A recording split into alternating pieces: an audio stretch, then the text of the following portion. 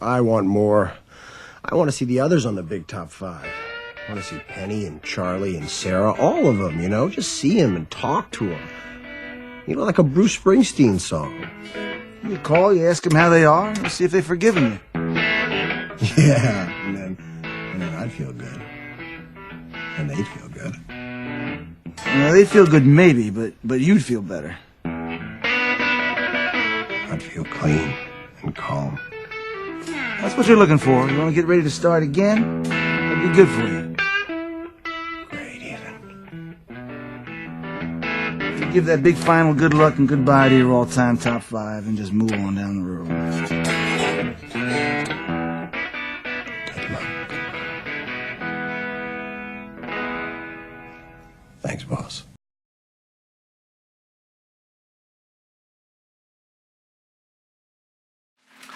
Okay, number 5. We have The Rising off of The Rising from 2002. It was actually one of the last songs written for the album, a companion piece to Into the Fire. Both of the songs inspired by the firemen and other first responders that risked their lives or lost their lives during the attacks on 9/11. Told from the first person perspective of that firefighter. The first verse places you inside a burning building. Can't see in front of me, can't see you coming up behind. The second verse talking about how he got there on wheels of fire. The first bridge, almost, I think, the way I read it, describing his death, a transformation. And then the third verse is a summation of his life. All the people and things that he loved, his wife, his children, the things that made him happy, a catfish dancing on the end of my line, dream of life, a dream of life. I feel like this is a good point to talk about religious imagery as a literary vehicle in Bruce's songwriting. During the VH1 Storytellers, at the end of the VH1 Storytellers, there was a Q&A, and someone got up and they asked Bruce about his relationship with Catholicism, how he and other Irish authors and poets often infused Catholicism into the imagery of Catholicism into their work. What's talk about his relationship to that and his faith and how his faith might inspire some of his songs. To which he, and I'm quoting, said, well, I'm a runaway Catholic and I have a couple of pagan babies at home. So I don't know exactly how to answer that, right? Which I love. But, he goes on to talk about how no matter where he is, what he thinks, what he believes in now. When he went through Catholic school, it was a big deal. And that stuff, that liturgy, that ideology was just ingrained in him, and he thought that, once he got out, he's like, hey, I'm out. I'm escaped. I'm done. And it just never worked out that way. In fact, it was, it just stayed with him. And it's come through in a lot of his music. Whether we're practicing or not, religion is a language that we understand. It's something that, it's a common language, and I think that's what Bruce is always after. Something that that resonates with his audience, a common language. He's always trying to speak that common language. And, religion is just one of those things that people respond to. The religious imagery is abound in this song. The firefighter's badge is the cross of my calling. The fire engine sirens, bells ringing through the air, spirits above and behind me. I see Mary in the garden. There are a lot of Marys in Bruce's songs, a lot of Marys. And this Mary at first we might think is like the firefighter's wife, but it also could be Jesus' Mary. The la la la la la, that was terrible. The la la la la la la, that chorus, it's almost like a chorus of angels, really. A loose interpretation of hallelujahs, and it's because of all these things that 18 years later, this song still resonates. We're 18 years removed from that horrific event, but this song has taken on kind of a form of its own, a meaning of its own. It's almost a gospel song in a lot of ways. And like I said about Land of Hope and Dreams, when we started this whole mess a while ago, this is when the Rising is played live, it's another one of those take you to church moments. There's no other way to describe it. It's an anthem. It's another anthem. It's another one of those anthems, but not a rebellious anthem like No Surrender. An anthem that's calling for unification. It's not the rising as in an uprising or a revolt.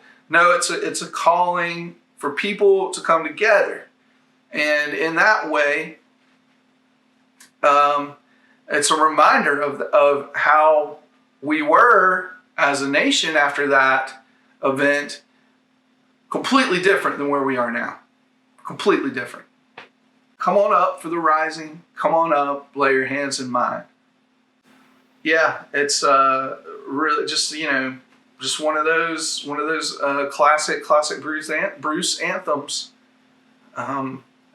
So yeah, coming in at number 5, The Rising. All right, at number 4, I don't know, maybe it's a Captain Obvious pick. I don't care. Not into that. Again, I mentioned in the last video, I'm not here to be clever. I'm not here to be, different about, I'm not trying to stand. This is just how I feel. Number 4 is Thunder Road off of Born to Run. The opening track, like Born to Run, another song romanticizing escape. I would say the difference between this one and Born to Run, though, is that Born to Run is just sheer youthful rebellion, right? This one is a bit more measured. We have some tension between the two characters, between the narrator and the woman who he is offering his lovelorn plea to venture off with him out of town. As the song says, so you're scared and you're thinking that maybe we ain't that young anymore. You listen to it now, and it sounds like, oh, maybe this is sweet. It's some middle-aged couple, who's lived a long life, and it's time to just go for it and get out of here, right? Well, I think it's still written from a younger perspective, at least at the time. Just keep in mind that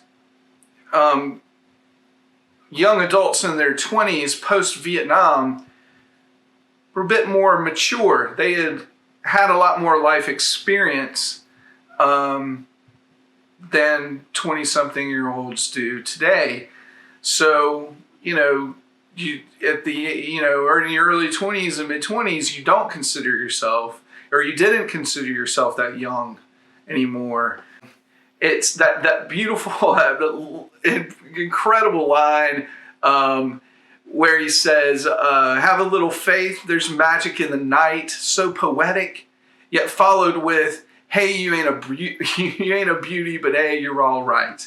I mean, come on. That dichotomy there is just so smart and so intelligent. To me, it shows how Bruce, like the greatest of country songwriters, can kind of, speak the common man's language. But yeah, it's just a fantastic song. In VH1 Story, everybody knows it. In VH1 Storytellers, I'm referencing that again. He talked about this song and described it as an invitation. Not only, in the narrative of the song, the narrator is giving an invitation to the woman that he loves to come along. But Bruce is telling his audience, he's inviting them. The song sounds like an invitation to join him for the ride. And you might be thinking, well, I don't understand. How can you position something as an invitation when this is your third album? Well, I think that everybody that knows Springsteen is in agreement that this was the album. This was the one where he went in a whole different direction. He had started to find himself, his unique voice, and he knew that this album was going to be different. He knew that this album was going to get a different reaction. So what better time to write a song and start off the album this way than with a song that is an invitation. But yeah, number 4, Thunder Road. That was kind of a rambling mess. I don't care, because everybody knows that song. I could have just said number 4, Thunder Road, and then moved on. And number 3, Atlantic City, off of Nebraska. We go back to Nebraska. As I mentioned, my favorite album by Bruce. Here's the 45. I've made previous allusions to filmmaking or filmmakers when discussing some of these songs. And I've even heard Bruce talk about how film actually does inform his songwriting. Atlantic City is kind of like the prime example of how cinematic his songs can be. There's such detail in the song. There's more detail in this one song than there was in the entire series of Boardwalk Empire. And I liked Boardwalk Empire. It's no shot at that series, but that's just how brilliantly crafted this song is. And it reminds me, I don't think I ever finished Boardwalk Empire. Okay, so like Born to Run, like Thunder Road. Again, here's another song about escape. Situation's a bit more desperate here, though, and a way darker. We hear about a Philadelphia crime boss that's been assassinated, which leads to the city's entire system of racketeering falling in on itself. The narrator feels like he has no options. Gotta leave town. Well, I got a job. I tried to put my money away, but I got debts that no honest man can pay. So I drew what I had from that Central Trust, and I bought us 2 tickets on that Coast City bus. Everything dies, baby. That's a fact. Everything that he's known in Philadelphia, it's in complete ruin. Maybe everything that dies someday comes back. Maybe there's more opportunity somewhere else. So put your makeup on, fix your hair up pretty, and meet me tonight in Atlantic City. But we quickly learn that any promise of something better goes completely sour. Their luck has died, and their love may have gone cold. But he can't find a job, and he also can't find a job, and he's tired of coming out on the losing end. So, honey, last night I met this guy, and I'm going to do a favor for him. So we've come full circle. It's a sad ending. You know, the guy's gotta choose a life of crime, stay to do what he feels is best for him. It's an endless cycle of feeling helplessness. You leave a place where you feel like you have no control. You go off in search of something better. You find out that that's hard to come by, and so you got to do what you got to do. It's a rather somber note, which is nothing different from the rest of the songs on Nebraska. But still, come on, everybody loves a crime story. It's also worth noting that the Chicken Man, they blew up the Chicken Man last night, blew up his house too. That was a real guy. His name was Philip Testa. He was a Philadelphia crime boss. He was murdered by one of his own underbosses in like 1980 or 81, I think was what I read. I didn't write it down here, but yeah. And then, I don't know much about it, but I'm sure there's some crime or mafia buffs out there. But like, I think it led to a years long mafia war in that area. But yeah, topical. It was topical at the time.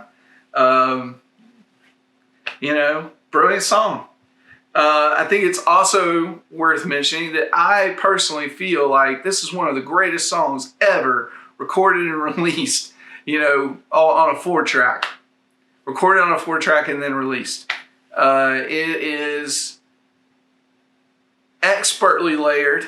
The guitar, the harmonica, and then the vocals, like the layers and layers of vocals, that whooping and yelping, those distant hollers going on in the background. It's just it's just an epic song.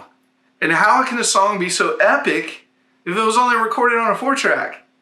I mean, it's just, to me, that's, I don't know, it's a testament to how great it is. I've always loved Atlantic City. Longtime favorite. So yeah, at number 3, Atlantic City.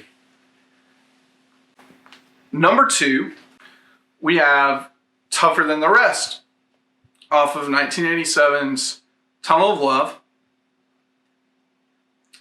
I've always loved this song. I've always really, really loved this song. But over the years, yes, it's climbed its way up the list, right? For personal reasons that I will get into eventually. When I first heard this song in my early to mid 20s, I always kind of interpreted it as a love song that was being expressed through brute masculinity, right?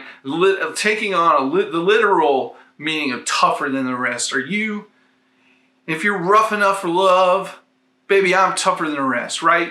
Kind of just taking it like that, I just always would hear this song, I would think of like Marlon Brando, Vivian Leigh, or Mickey Rourke and Faye Dunaway, Bogart and Bacall, Harrelson and Juliette Lewis. Maybe that's a bit extreme, but, how about these two badasses? Not exactly, right? Not exactly badasses. But yeah, this was the song that me and my wife agreed upon for our first dance at our wedding. For two people like me and my wife that are both music geeks, I'm a bit more obsessive than she is, but she's a huge fan of music. And takes it seriously, and so that was one of the hardest things for us moving towards our wedding was settling on what our first dance was going to be. It's a brutal process for two people like that have our interests. I'm sure some of you have been through that, and we didn't have like a song in common like right away or anything, so we had to kind of find the right song, right? I put this song on a mix for her, and I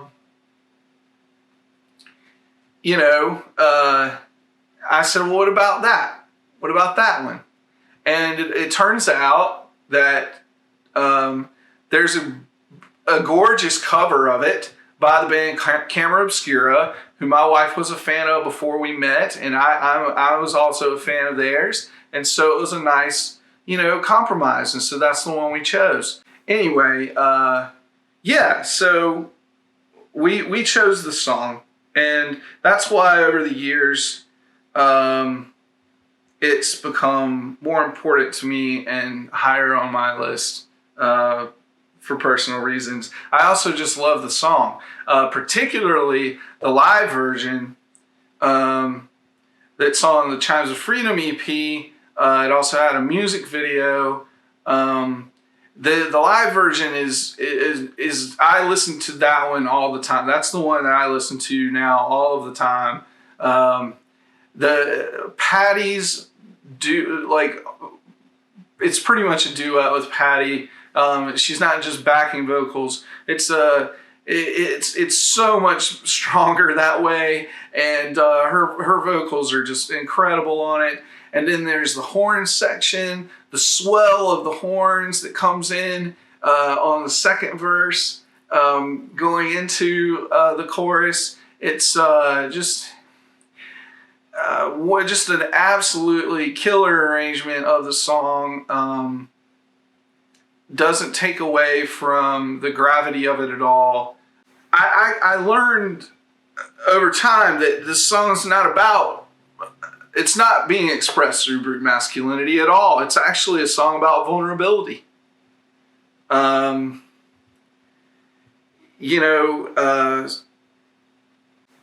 what we're presented with. Characters that have been through it. And are they willing to take the risk, take a chance on love again? You've had your heart broken. You've been put through the ringer.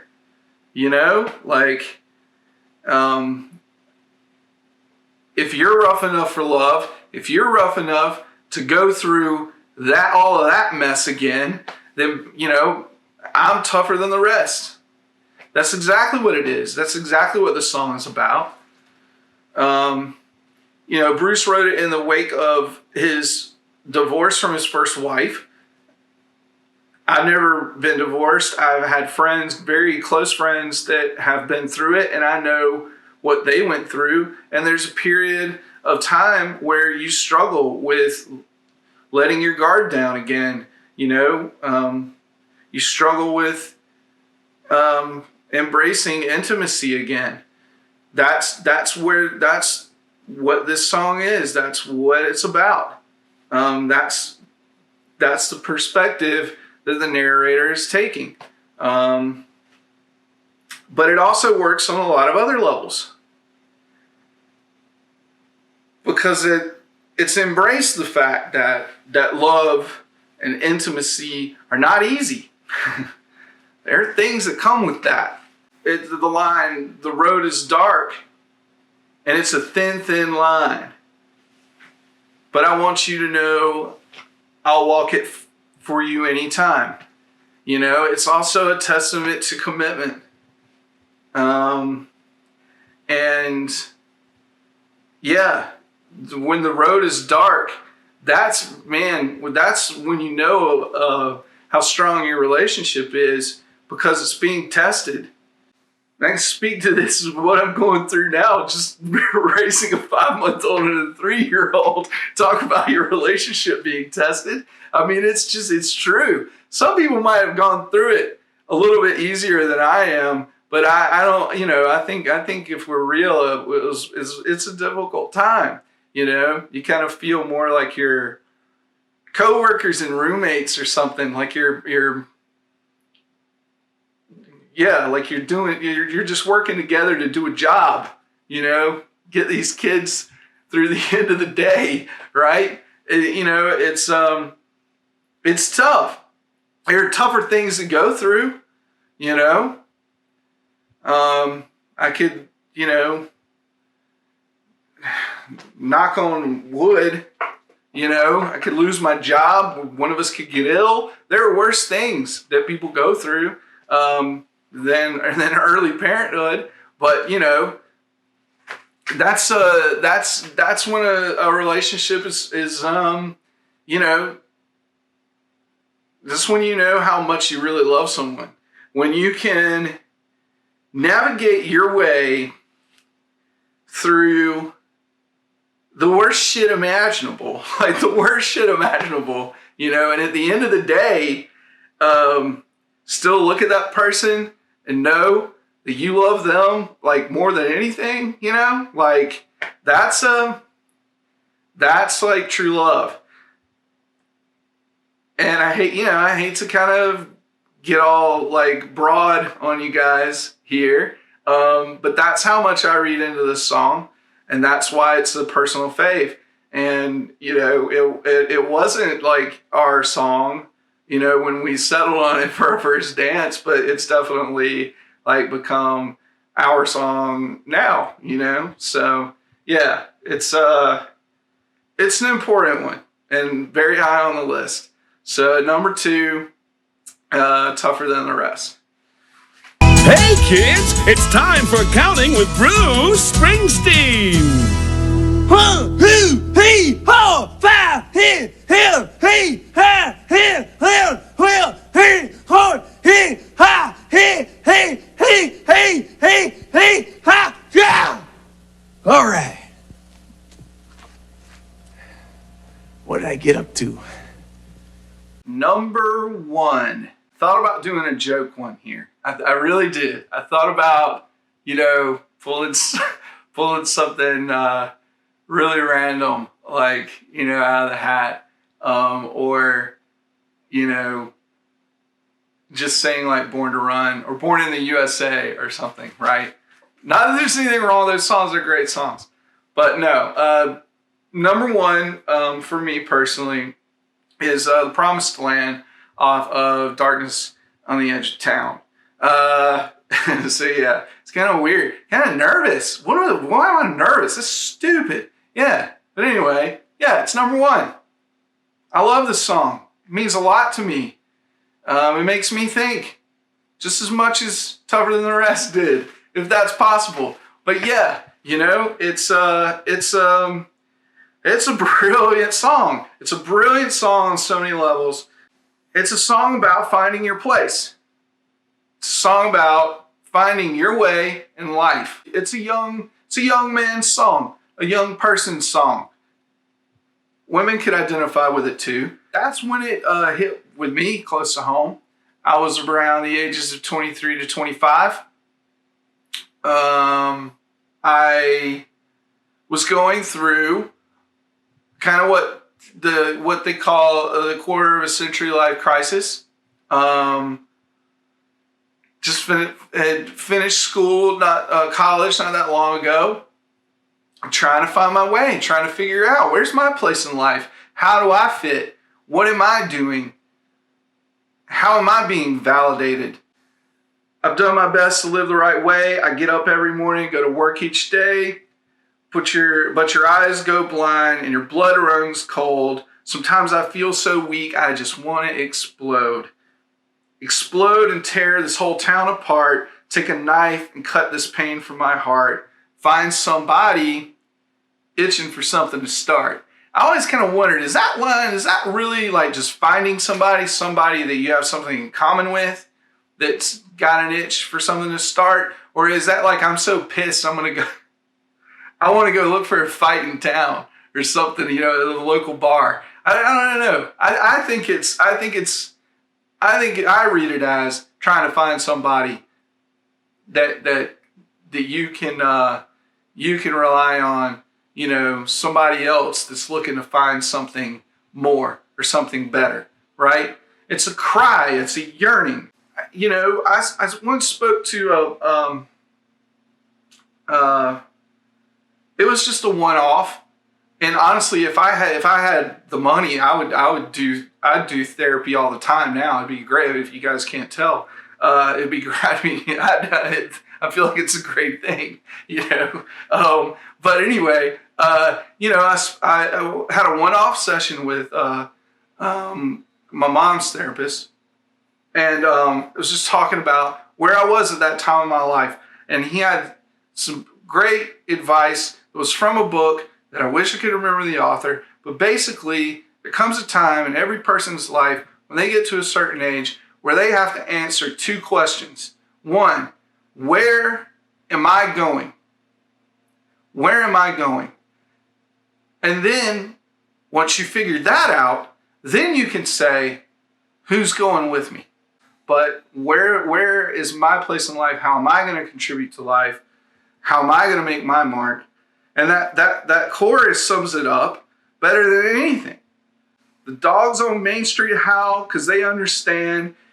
If I could take one moment into my hands, Mr. I ain't a boy, no, I'm a man, and I believe in the promised land. I believe in finding what it is I'm looking for, right? The promised land. So in the first two verses, there's that yearning. And then you get to the solos. And yes, I even read into the solos of the song. The guitar starts out. And the guitar comes in, it's these sustaining notes, this wailing, this crying. Again, I'll say it again, this yearning, a yearning for something. Then the saxophone comes in. And the saxophone sounds a little bit stronger, a little bit more confident. Maybe it's a pep talk, Maybe it's a reassurance, encouragement. And then the harmonica. And the harmonica that's the transformation, man. It's complete now. The harmonica is strong. The harmonica is a sense of victory. It sounds victorious. It's, this is it. I'm figured out what I'm going to do. Now I'm going to do it. I'm going to do it. And that's how it ends. That's how the song closes out. There's a dark cloud rising from the desert floor. I pack my bags and I'm heading straight into the storm. I'm just going to take it on. I'm just going to do what I got to do. There's a twister that's going to blow everything down that ain't got the faith to stand its ground. Blow away the dreams that tear you apart. Blow away the dreams that break your heart. Blow away the lies that leave you nothing but lost and broken hearted. Blow it all away. Destroy it. Put it all out of your way. You're going to find what it is that you're looking for. The only way to do it, the only way to accomplish it is to get up off your ass and just do it.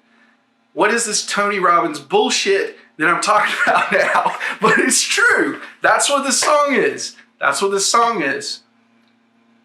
It's about the search. It's about the search. And you know what? I'm 40 years old. I'm still doing it. I'm still searching. I'm happy with where I am. I'm happy with the choices that I've made. I love my wife. I love my kids. But there are things I still struggle with. Am I happy in my job? Depends on the day.